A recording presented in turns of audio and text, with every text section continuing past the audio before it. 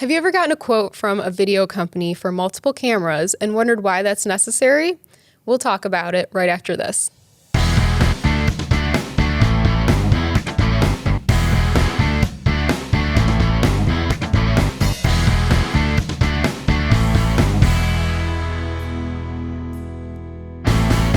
Hey everybody, welcome back to Watch Time. We're glad to have you. It is a cold, wintry day here in Cleveland, which is why I'm holding my mug so closely. Some warm coffee. It's a little chilly in the studio. This may or may not be going out when it is chilly, so hopefully warmer weather for those of you that are watching or listening. I hope so. But today, I wanted to touch on a subject that I feel like comes up very often when we're talking to different clients, and that is having one versus two cameras. And I think a lot of people look at it as maybe it's not necessary or it's just some increased cost. So I really wanted to go through the reasoning for having one versus two, maybe if there's situations where you should have one versus two. But I do feel like it's something that comes up a lot and, maybe something we need to kind of explain to our audience a little bit more about. Yeah, I agree. I think this is a very common question, and for everybody that's watching or listening, this is a tough situation for me as a professional. I know similar, like anything that we're doing with clients. My family background, I have my dad and my brothers, and that they're in the trades, and my whole family's kind of been trade workers, and to some extent. And, it's crazy to me because you wouldn't work with an electrician or a plumber and then tell them which tool they need to use or tell them, what needs to be serviced. Usually call them my furnace is broken. I need you to fix it. And you're you're not down there with them I don't think we need to use that wrench today. Hopefully you're not, unless you're in one of those turning into your parents' progressive commercials. True. I feel like that'd be a good concept for one. Yes. Yeah, absolutely. So I do think though, this is a great topic, and it does, as you said, get addressed often. And I'm going to throw something out there to professionals in the video field that are listening, and to other people that are potentially purchasing services. And I'm going to tell you that I believe there are very few times that you should not have two cameras. I think most times you should have two, and very rarely would you have one. So I'm just going to start with that. I think that's great. Maybe we could start by talking about the advantages of having two and what kind of situations that you absolutely should have two. I know one would probably be live events because things are happening once and you're trying to capture as much of it as possible. Yeah, well, I guess it kind of depends on, on the live event, so there's been times that we've been hired to go out and somebody's like, I just want a main camera, I'm going to just have it on the stage because we're going to have people coming out there. This is maybe, I guess, something to think about for people that are purchasing the service. What are you doing with it? Is it just something that you kind of want to have it because, people couldn't attend and we want to put it up there as maybe a piece of content to just show, hey, we did this thing, and if you want to watch it, say maybe you missed it, here this is. And I think having one camera for that's perfectly acceptable. I think that it's better to have one than not have one, have nothing. So if you can get one in your budget and you can record it, and it's important for you to maintain that record, I think it's good to have one. If it's in a 4K camera and you can get the camera close enough and kind of get a nice wide shot of the stage, you could always crop in and export the video in high definition. So that gives you that kind of two camera angle situation. But to your point, I think if, when it comes to an event, if it's something that's going to be turned into maybe a course or something that's going to be turned into some type of giveaway that you want to be able to provide a quality piece of content to capture an email address or really get somebody to contact you about your service, I think having two cameras at that point is smart. Having a wide shot, having a tight shot. One other common thing that goes with that, because I know that people that are listening and watching are going to say this because we get this all the time. Well, the wide camera is just a wide camera, so just lock it down and you just go work the one, because we only want one videographer. That's another thing, because with each camera comes an operator. Yes. Or ideally should. It should. There are people out there that don't do that, and I know, because I've had people say, oh, well, we've hired people in the past and they haven't operated the wide camera. They locked it down. And I go, well, they're very lucky individuals because Yeah, it's one of those things that probably 90% of the time is going to be fine, but are you willing to take that risk that maybe, something goes wrong and then you do, whatever you're doing and then you come back and realize nothing's been captured. You don't want to be in that situation. True. I mean, video is expensive. I mean, we've talked about that. It can be expensive depending on what you're doing with it. I mean, probably hiring a solo operator to come out and set up 2 cameras, say it's for let's just say it's a half day event. I'd say on average, even on the low end, you're probably looking at around $1,000 for somebody to shoot that and cut it together. I think that's on the very, very low end. I think more reasonable is probably like $1,500 to $1,800. And that's a lot of money for some businesses, and that's equivalent if you're a small business and you have a tight marketing budget, that's the equivalent of somebody going out and buying a nice car. Yeah. If you were to go buy a nice car, if the dealer was like, well, it may or may not work. Yeah. 90% of the time you're fine, but 10% of the time, you're probably not going to be able to start it. Right. And it's like, are you really willing to take that risk? Before we go on, I just wanted to tune in on a couple different points that you made. So first of all, so just to be clear, when you have 2 different cameras, you're basically able to capture 2 different angles. And when we were talking about, maybe doing like a wide shot and punching in, that's what a lot of people probably see, like on YouTubers do that. They'll have the one camera and you'll kind of see cuts of them closer up and then farther away. So that's one camera doing that, and it's high resolution enough that they're able to crop in on the video, and then it's still, it's not blurry or anything. So that's working with a one camera. Yes. So you still have that flexibility. But the two cameras are actually different angles. Yes. And then we were talking about the events, and you were mentioning it kind of depends on what you want to capture. And I think that's a good way to think about it too. I mean, are you just kind of getting an overview video where you're going to have some footage of maybe like the booth area and then, maybe some non-audio footage of the speaker and, just kind of do like a recap video? Or is it something where you're only capturing maybe the speaker in a keynote and then just letting that run? Because you also have to consider when different things are happening during the event, because maybe if things are happening at the same time, you're definitely going to need 2 people to capture both of those. So you really got to have a game plan. You can't really just be like, okay, well, we're just going to get some footage of our event and see what comes out of it. Just with everything, you should have a strategy. It's really like more of the just shooting everything you can and praying you could put something together mentality. Yeah. One thing I do want to mention though, just kind of going off of your comment on the like with YouTubers where they can crop in, because I know people that are listening to this are probably going to go, well, why can't we just do why do we want that second angle? Why can't we just do that? That's good enough. And the reason why I think it's crucial to have a second angle and have somebody that's running that camera following the speaker is you don't really know what the speaker is going to do.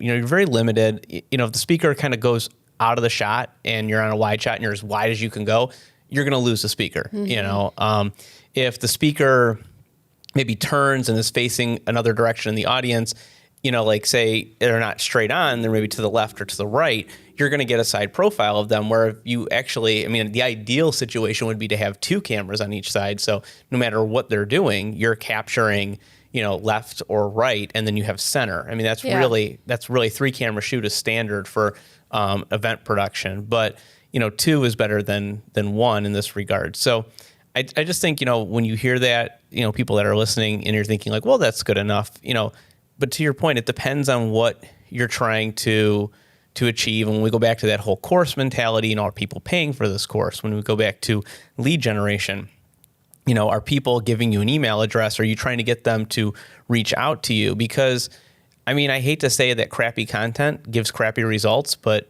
it does. True. Yeah, and so by having more cameras, you're decreasing your risk of maybe not capturing something, and you're also going to make your content look more professional because you're getting different angles and different looks. And I think another thing that I know I always talk about when we're doing interviews, when people are uncomfortable and they're worried about getting everything particularly right. And I tell them, don't worry about it, because with the 2 cameras, we can also more easily edit. There's more flexibility because 2 different cameras are capturing your what you're saying. And so it's a little bit easier to kind of splice and dice and put something good together. That's another consideration too. Not all speakers are dynamic. Not all speakers are going to get it right. I guess it depends on the level of the event and the production. I mean, if you're going to have a smaller event that you're going to turn into a course or turn into a lead gen, that speaker may have to stop because maybe batteries die in their microphone, or maybe they need to get a drink, or maybe, their phone goes off and it derails them. And it's like, do you want that in the final video? And having two cameras allows you to cut from them saying one thing, and then if their phone rings, you can then cut from that tight camera, wait till the phone call's done, then cut back to the wide shot, and they can pick back up. And that's going to help make it a lot smoother, because when there are jump cuts in video, sometimes that does it jars the brain, and then it takes the person that's in this position of learning and they stop learning for a second because their brain's still trying to process, well, wait, they were on the other side of the stage and now they've magically transported to the opposite side. Yeah, they get caught up on the lack of a smooth transition instead of really listening to the content. And that could be crucial. Maybe that's the point in which you've given your call to action, or you've given them such a valuable piece of content that that person's like, I'm going to call them and reach out because they can solve my problem. So I think, this is where cutting corners on multicam and event is a big thing. Like I said, something's better than nothing. So if your budget doesn't allow and you can only do one camera, that's fine. That's acceptable. It's what you got to do. But my big thing is, don't go to the videographer or video production company and go, I don't think we need that second camera. If you can, but if you can't afford it, just tell them, say, hey, we don't have it in the budget, but what can you make work for me? Because they're trying to give you the best that they can, because ultimately the way I look at it is, if you hire, us, or you hire another company and you tell them you don't need the second camera, and then the thing doesn't look the way you thought it should, you're going to go back to that company and be like, oh, well, it's your fault. Yeah. And that company's going to be like, well, I did tell you we needed to. So yeah, sure. The whole point of just any company you're working with, you got to have some trust in their expertise. Yeah. And just like you said, with the person that's fixing your HVAC system or your friendly videography company. Yeah. You should really just trust them to do their expertise, and hopefully, they're not trying to cheat you. They're just trying to create the look that you're really going for. It's a partnership. I mean, that's really what it is. When you hire a video production company or video marketing company that truly is in it for their clients, it's a partnership, and it's about giving them the best quality you can for their money and allowing them to create content that's not only on brand, but content that is going to be effective for them as well. Yeah, I think that's perfectly said. We've been talking a lot about live events or just events, but I also feel like having two cameras can really create efficiency and maybe even reduce overall costs by maybe having like a shorter day when you're on just a regular shoot too. Like, I'm thinking of one that we did where the company had a lot of executives that were coming into town, and everybody had to fly out at like different times and had a very tight schedule. And so we had, interviews going on upstairs in this space that we rented. And then downstairs, people that weren't being interviewed, we had somebody getting B-roll of them around like a conference table there too. So we were really able to get people in and out, and, rather than just having one camera where it was probably going to be like a longer day. We wouldn't have been able to work within their schedule. So I think that really created a lot of efficiency on that shoot too. Yeah, and that's a great point. That's something we do get challenged on sometimes too, is, we'll put down two videographers, and we've had clients in the past say, well, I don't think we need two. And I just think, I'm cool. I'm really cool with challenging your vendor. You should, it's like when you go to buy a used car or something like that, you challenge used car salesmen. When you bring somebody in to do contractor work on your house, and you're like, I want tile done, and they give you this whole thing, and you're like, well, why does it cost that much? Like, it's okay to challenge and ask. Ask questions. Yeah. But I wouldn't say, I don't think we need that. Say, well, why, put it on them. And I think that's, if they're a good video production company, a good video marketer, and a good partner, they're going to be able to answer that question. Well, here's the reason why we need to. Let me explain this to you. And oftentimes I feel like when we have had really good clients that have asked us that question, because we have had clients ask us, I don't want to say, I'm trying to complain about some of the clients that have told us we don't need it, but, we've had clients, not question it. We've had clients come back and say, why do you think we need to? And we've given them the answer. And 9 times out of 10, they're like, okay, that makes sense. Yeah, Like, yeah, sure. we do need to. Sure, absolutely. I'm always happy to provide a reason, but in the end, just you have to trust the experts to just make your video, look good and do what they got to do. So Absolutely. And I think to your point, so that's another use case, obviously, like, so for B-roll, you want to split up. I think even outside of saving time, I think location's key for that too. I know we quoted out a project at one point where, we were going to show multiple processes, and it was in the same location, but different ends of the manufacturing facility. And we had limited time. I think time is always a factor with these things. We had limited time to put this together. So our solution was, well, let's split up. Let's send one team down to the other end to see, how the sausage is made, and we'll send somebody down to the opposite end to see how it's packaged. So it allowed us to maximize our time. We didn't end up working on that project because I think it ended up getting scrapped. And I think part of that sometimes too, a good, I guess, a good client will look at their budget, look at what we're trying to do, and they'll realize that if it's a tight time frame, they will scrap a project and say, well, we'll wait, we'll come back and revisit it when we have a bigger budget, because they don't want to rush it. But that is a good use case. And, that is another time when a videographer might say, we need 2 cameras because we need to split up, or the event's so big that we want to cover the whole thing. Yeah. So lots of different reasons for 1 versus 2 cameras or more. And videographers. I would say the interview thing too, you kind of touched on earlier, but I think that's another big thing, because I think that's a question we get. Why do we need 2 cameras for the interview? And I thought you explained that perfectly with, it allows people to be able to mess up and we can piece it together. And if you have a really good editor, which we do, they can take the 2 cameras and they can piece that together. So this way we can tell a story, and you can't tell that, maybe because, sometimes people get nervous and they stumble. Sure. And then you can't tell if they stumble. Yeah, absolutely not. No, we try to make everybody look and sound their best. That's always something that we're striving for. We want you to, we want your video to be great. So. Yeah. All right. Well, is there anything else you can think of that we should touch on with 1 or 2? With multiple cameras? Yeah.